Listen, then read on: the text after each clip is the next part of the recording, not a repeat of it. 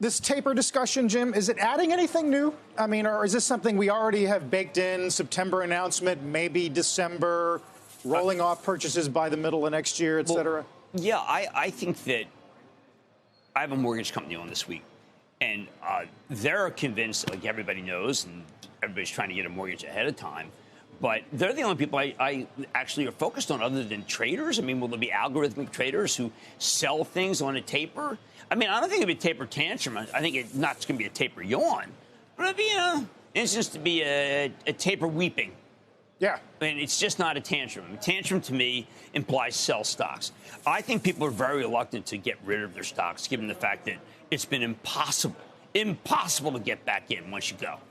I mean, for my charitable trust, I went back into PayPal. Now, PayPal doesn't act well. But I said, oh, there's a chance. Finally, doesn't act well. I mean, to get in, you want to get into things because you just see them go up and up and up, and it's driving people crazy. Well, you've made this point before. There's a piece on Bloomberg over the weekend where you're now up nearly at 200 days without a 5% pullback. 48 all-time highs so far this year. You take out 1964, Jim. That's the most we've had at this point in a year in 100 years. It's extraordinary.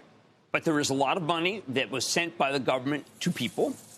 I watched, like everybody else, people climbing terrible C-130s. And I remember I went back and looked, thank you to Bing West, about what happened in Vietnam.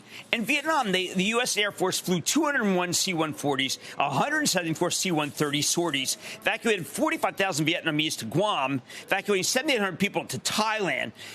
71 U.S. helicopters flew 660 sorties. They took out 50,000 people. 50,000 people. It was Secretary Schlesinger, was a brilliant man.